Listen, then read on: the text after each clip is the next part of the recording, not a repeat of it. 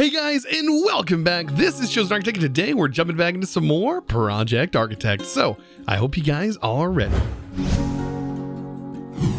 So in between episodes, some things have changed. I decided to go ahead and put a room in here that is just big enough for a spawner to fit right inside. So when you have a spawner's default range is going to be a 9x9 space inside. And it does need a little bit of space up top. However, it doesn't have to necessarily have like a 9x9 space on top and bottom.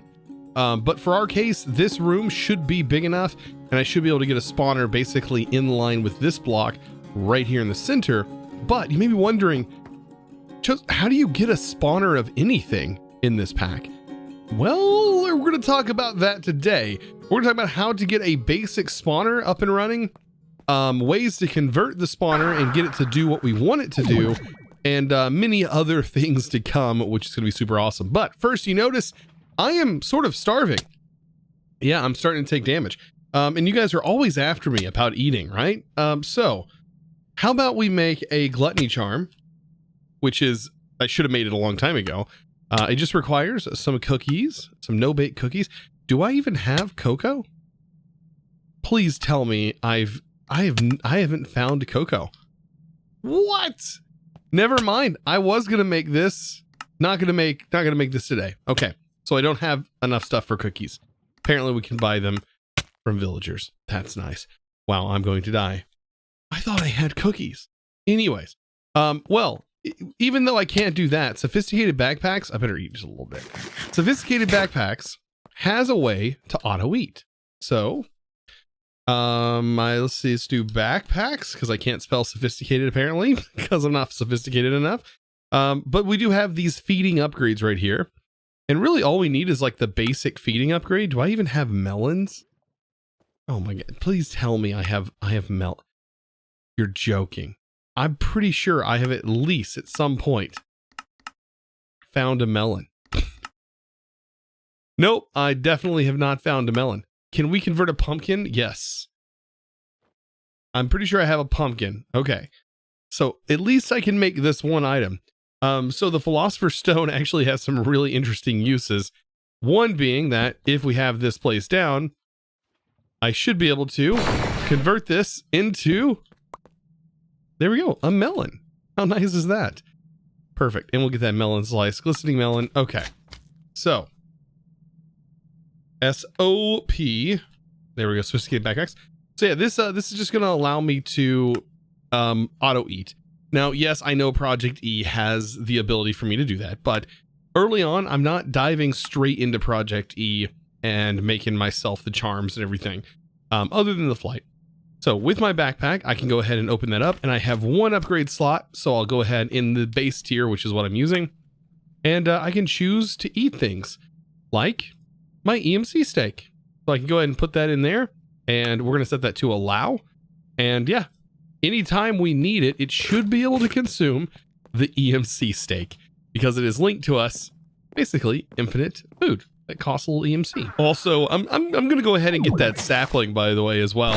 You can actually convert into jungle saplings, and just like that, I now have a jungle sapling that I can learn and hopefully grow and get ourselves some cocoa beans.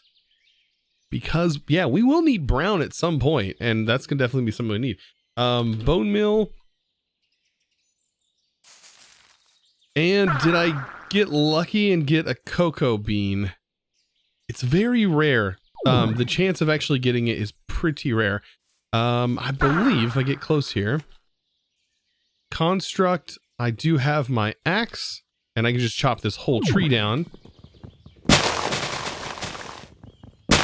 Just like this. Man, it used to work a lot better. It used to literally chop the whole tree down as soon as you broke the first one. We just got a banana. Well, you know what? Sometimes you want something and you get something else. I'll take it. You know what's funny is there is a better way to get the cocoa, and I could be using the botany pots, because botany pots are in this pack. Let's go ahead and make this, and then it's just a hopper mixed with it, And that gets us a botany pot. And then we can put this on a barrel or a chest or any inventory with a little bit of dirt or grass. I think grass is actually better than dirt in some instances. And let me just place this right here. This on top. And just to go ahead and get the item that we need, I'll place the jungle in here. And I should be able to bone meal this to make this go faster. Oh, this is just the regular pot. I need the hopping pot. Because that is the one that will put it directly into the container and not spit it out. But I mean, the other one's fine as well if you have a bunch of bone meal, which you would. And there we go. And eventually that should give me cocoa beans. And just like that, I got myself some cocoa beans. Perfect. So just another thing to add to our list. And then just to make things even better, now that I have this, I can go ahead and make that gluttony charm. Make some cookies, just like grandma bakes, and then make myself a gluttony charm. And this is just going to go in my charm slot. Just like that. There's our charm. And yeah, this allows us to eat incredibly fast. So if there's anything that took a little bit of time to eat, the gluttony charm has got our back. By the way, I did update the pack to 1.7, so we are now on version 1.7. I added a couple of mods that you guys are going to be super happy about. So we do have cosmetic armor, so you don't have to look like a tomato with a full set of gear on from Project E.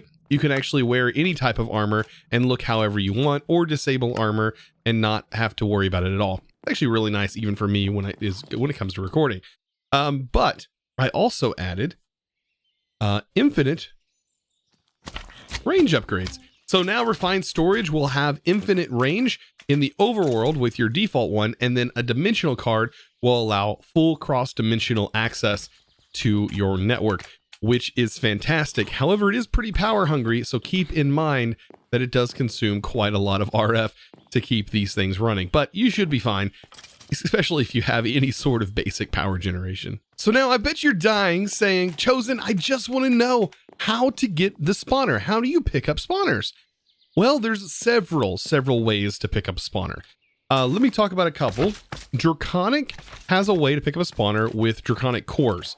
Draconic cores, you basically right click on the spawner will pop off, and when you place it back down, it will actually like spawn them quite effectively with extended range all the way up to this, which I believe doesn't really worry about range anymore.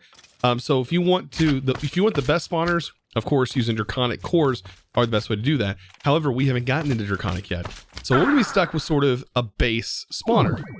And so how do we pick up just a regular spawner? Well, Cyclic has your back when it comes to this. All you have to make is an empty sack of holding. It's literally, it's an empty sack that will hold stuff. But this isn't the only thing this empty sack can do. This thing can straight up pick up chests for you. So if you want to move some chests around, empty sack of holding has your back. Just be careful with it. Could have some, bugs here and there. Picking up any sort of inventory always comes with a risk of potentially crashing or any kind of thing like that, depending on what it's hooked to. You never know. Not saying that it's broken or anything, but you always have that potential. So picking up a spawner is the same way. You shift right click on the spawner and we'll pick it up.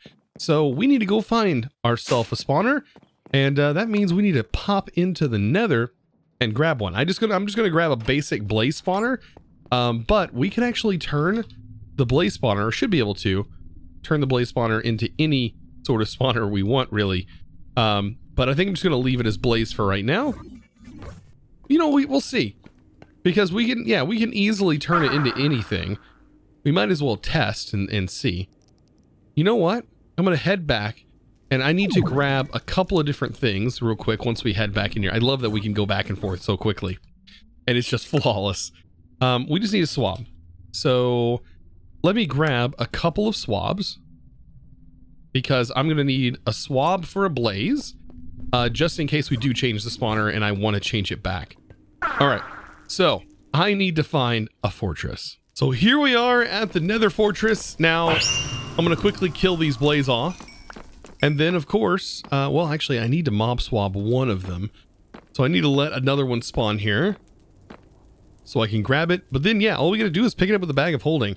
That's how easy it is to straight up move this. No joke. It's a piece of cake. Let's go ahead and swab it by right-clicking. Of course, make sure to get rid of everybody. There we go. And there we go. I just picked up a spawner, a blaze spawner. Yep, time to head back. Now before I go back, there is one more that I want to collect, and it's this guy. I don't have any protection on, but there we go. A wither skeleton. So now that I have a wither skeleton here, I think we're gonna be pretty good. Let me go ahead and head back to the base, and I'm gonna show you guys how to make a mob spawn egg. Now, the fun thing is all you need is some experience in an XP bucket and a seed, and then a mob swab, and we get ourselves some GM chicken feed. And I need to do this for both. That way I still have that spawn egg with me. There we go. And we need to find a chicken to sacrifice. I mean, not sacrifice. No chickens, I promise, were harmed in the making of this video. I'm almost positive. You know what? I can't be 100%. I probably shouldn't say that. Well, I did find one chicken to harm. I mean, love. And let's go ahead and click on it after we break the grass. I'm sorry. I did not mean to. I did say it wasn't going to hurt them, but you know what? Happy birthday, Taco! Yes. And what did we get? A wither skeleton spawn egg from Minecraft. That is right. We actually have a spawn egg, which means we should be able to change the spawner, and then we should be able to change it back. Happy birthday, Taco! Just like that, because I have a blaze spawn egg. So let's go try this out. So I do have lights on in here, but I don't think that's really going to matter too much. I'm going to place this spawner down, and I do have to be careful. I'll have my guitar out ready to go, just so I can kill these guys as they spawn, but I should be able to click this on there, and now this is a wither skeleton spawner. And of course, all I gotta do is keep my blaze egg right there. So anytime I want to turn this back into a blaze farm, I can. But I really want the wither skeleton skulls from this, and I want this to slowly be upgraded over time. And so the best way to do that is to create this. Now, we are going to have a problem because, well, I guess maybe not, because wither skeletons, they shouldn't spawn here. If they do, they'll get their heads stuck up here, but we'll kind of have to test that out. Now, the lights obviously need to be shut off, so I do need to run some redstone up there and give myself a nice little switch somewhere, which will be fairly easy to do since we do have the wireless redstone from Create. But other than that, there we go. We've moved a spawner successfully, and we've successfully turned it and changed it into any mob we basically want, which is kind of crazy. So I have the redstone put in, but I want to do my lights a little bit differently this time. So I went ahead and made a toggle latch, which, by the way, this makes redstone so much easier. Oh man, I bet like Mumbo and all them, like, look at all these different redstone mechanics, and they're like, man, I have to build this in vanilla, and all this stuff right here is like super simple. So this toggle latch is pretty nice, right? Because we can give it a redstone signal, for example here, and it just toggles on a single pulse. It will toggle the redstone signal. I mean, it's pretty straightforward. It's a toggle latch. The thing is to make this in vanilla is not so easy. By the way, oh, I'm about to say, where did this guy spawn? He's right there. So yeah, this will actually make this incredibly easy to set up, because all I should have to do now is place down a redstone link. Let me make sure this is turned the right way, because I do want this to emit a redstone signal turned sideways. I don't know if it'll... Can you rotate this? I don't actually know. Apparently not. But I hope it puts out a redstone signal adjacent to it. We're going to find out. And then this needs to be set to the receive, which is the antenna, I think. I don't know. I keep forgetting what's what. So let's use gray, concrete powder, frequency 1, and cobblestone here. And then right behind this wall, or on this wall over here, I'm just going to put a button on this gray powder. And that should send a redstone signal to this. Let's get that gray concrete powder here. And make sure we can block up. Place this right there. And then we did gray concrete powder and then cobble in slot 2. There we go. Tried to click it. And let's see if this actually works. So if I put this here, by the way, this guy's trying to kill me. If I push that, does it toggle? Yes, it did. It is actually working, functioning just the way I want it to. And I can make this button look any way I want, which is incredibly convenient. So we have our toggle latch set up. Everything's ready to go. Isn't this a thing of beauty? And I can go ahead and cover all of this up with some cobble, so nothing spawns up here. Because again, we don't want anything spawning up here. Like we don't want the wither skeletons or anything like that spawning.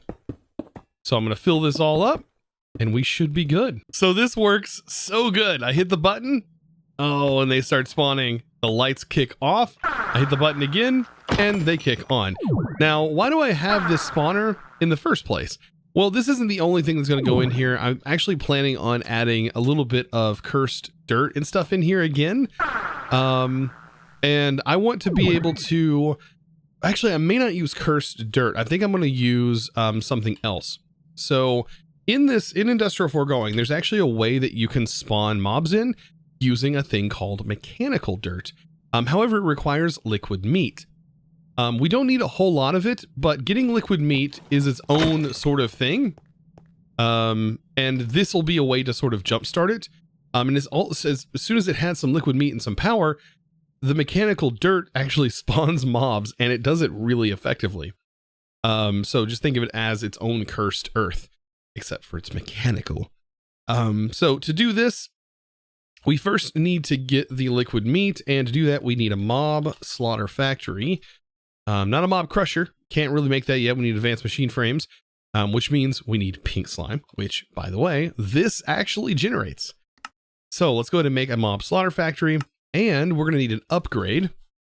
And Industrial Foregoing has several upgrades, and their range, the way the range upgrade works on these guys, a little interesting.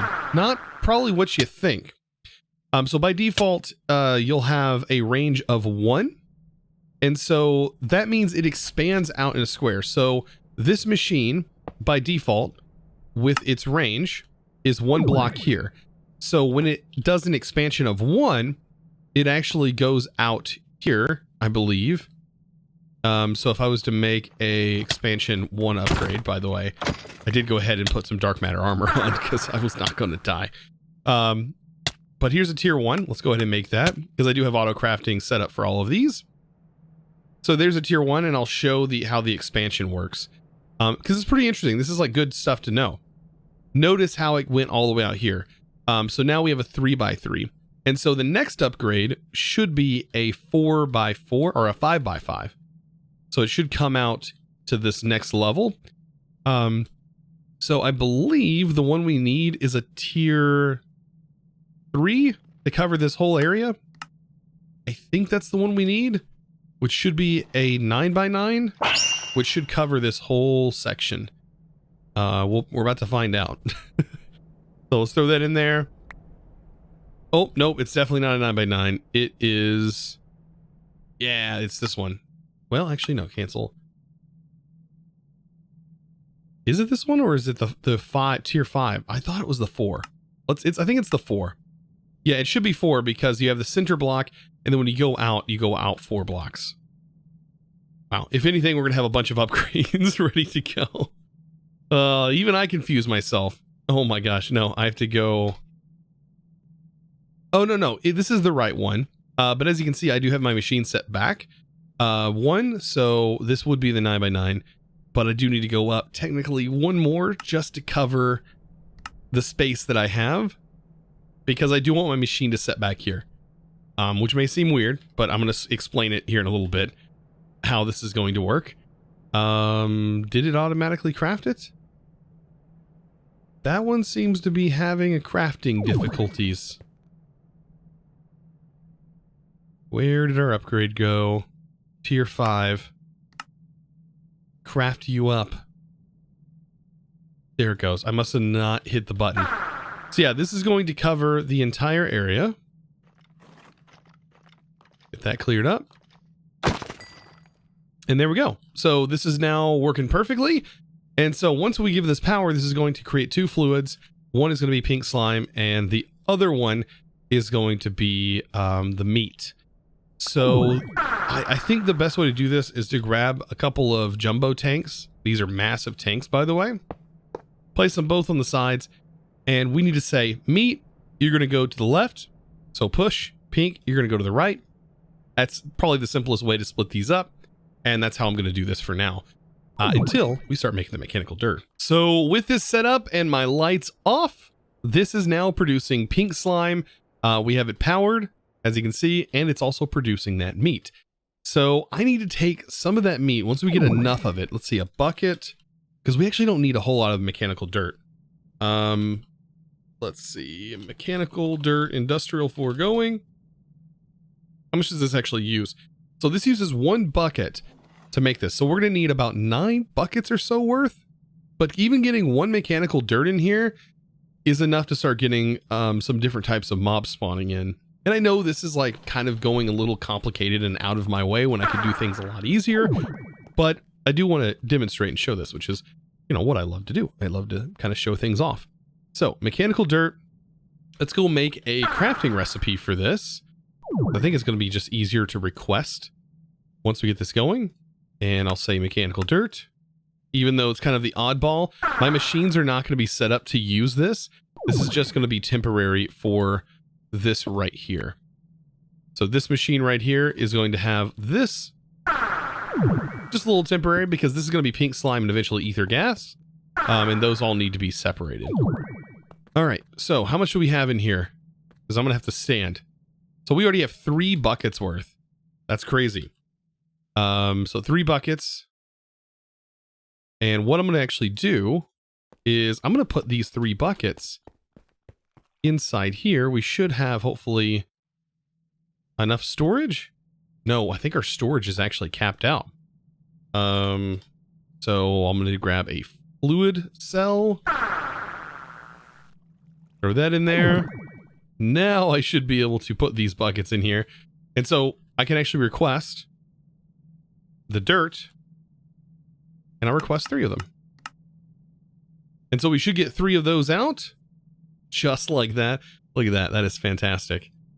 And now we get to set this up. So here's where things are going to get a little interesting. So when these are connected, I believe they all connect together as one unit. So all you have to do is feed one of the machines liquid meat, and they will all contain liquid meat. And all you have to do is feed 1 power, and they'll all contain power. So even with these 3, we should be fine here. Now, the thing that I want to set up, though, is remember these nodes? Well, this is where we actually get to use that fluid transfer node, and this should actually work out really well. So GPS, just to make sure these are nice and fed, and this is going to make sure we generate enough pink slime for everything as well. So we don't need we don't have to go too crazy. But if I put this here and a transfer node here, and later on same for the pink slime so we get it going into our refined storage system, all we have to do is GPS this block, make sure this sends, and then get a wrench and make sure this is pulling out and going into here, as you can see. And right now it says redstone mode ignored, because you can actually use a redstone signal to toggle this on and off. And I don't think it takes too much for mobs to start spawning on this. So let's see. Let's close this up, turn the lights off, because I do believe it is light affected. And we'll start seeing. I just gotta kind of wait here for a moment. And hopefully we'll have some stuff start happening. If anything, it may just need to be a bigger platform. So yeah, it did end up working. There was a creeper that just spawned. So it is working. And I think we can put upgrades in this as well, speed upgrades. And by the way, like it doesn't use a whole lot, I believe. Yeah, it's like a very small amount of liquid meat it uses to actually spawn stuff in. But this is going to hopefully jumpstart it, and then this should keep things hopefully rolling. That's the whole thing. And then it should be pretty self-sustainable. keeping in mind that we have points here. And then eventually we will have something that will be changed. We'll have another mob spawner that will be utilizing some essence and all that stuff from Industrial Foregoing. So I think at this point, this thing is rocking and rolling and ready to go. So even if this is a 3x3 area, I went ahead and put the upgrades in here. And as you can see, it does seem like all of these would need upgrades in order to speed up, but that middle one is rocking and rolling, as you can see. So let's test this out now. I mean, this should start, I mean, with it being as big as it is, it should, yeah, start to spawn a bit more. Yeah, now we're getting witches spawning, and those should stay more consistent. I think the best setup would probably be to fill this as a 5x5. We're going to need a bit more for that to be able to spawn that. But yeah, look, it is spawning other things and doing it pretty quickly. So yeah, I'm already getting tons of buckets worth of this stuff. So I am going to use it and make a 5x5 in here. So instead of using pipes, another cool thing we can do is actually use fluid transporters from this mod, which is kind of like another mod, which also is a transporter mod that we have in here, which is the translocators. Basically, it's the exact same thing, but this is a part of Industrial Foregoing. So if I break this, I could actually set this here and here, and now this fluid gets transferred this way, which looks pretty darn cool. So at this point, I now have an effective self-generating mob farm that is creating pink slime for me. So I really don't need that spawner anymore. That was used to sort of just jumpstart. Later on, though, we are going to be using this spawner, and we're going to be using it with Draconic Evolution to really ramp things up and make a very, very powerful spawner. But as you can see, this is sending. We're actually generating just enough. Like, we're generating, I think, more liquid meat than we are actually using. And then over here, we're generating pink slime. And of course, if we ever run out of liquid meat, this spawner will jumpstart our liquid meat process, or really any mob going in here will do that. Pretty crazy. And you gotta love the toggle latch. That's super fancy. Oh, I love that. Now, one of the last things I want to do is take some cable, and I want to get this hooked into my system. So we're going to route some cable in here. And then this is going to lead into this. And all I got to do is to hook up an importer. Now, thankfully, I should be able to put pretty much any fluid into this tank. All I got to do is set this to fluids. So I should be able to link later on any fluid to this tank to send it, similar to this ender chest, to send it into our system. And it'll work in this similar manner. So I just need a GPS, a fluid link. Let's see. And then it's basically the same setup that we have on the other side with Industrial Foregoing. I don't know why I didn't save the fluid transporters. There we go. We just need 2 of those. And a fluid transfer node. Perfect.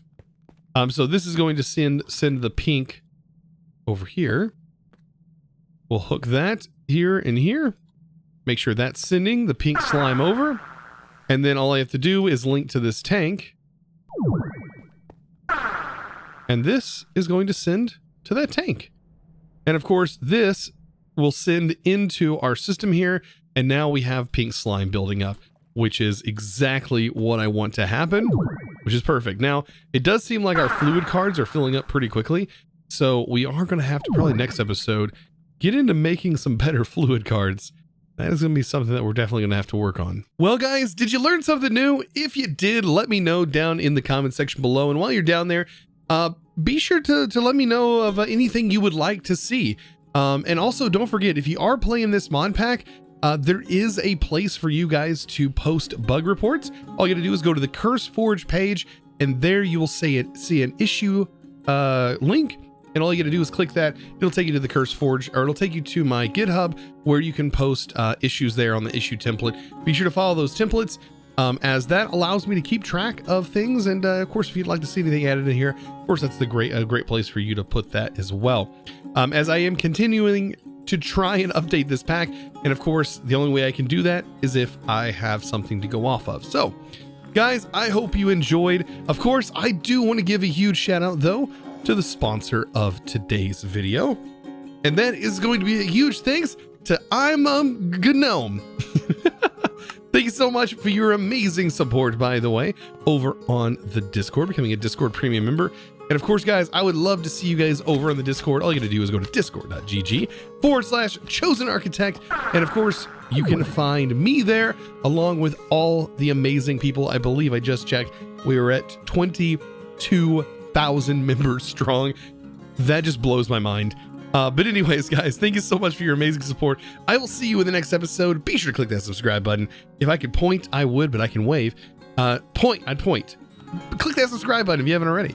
And of course, I'll see you in the next one. And as always, thanks for watching.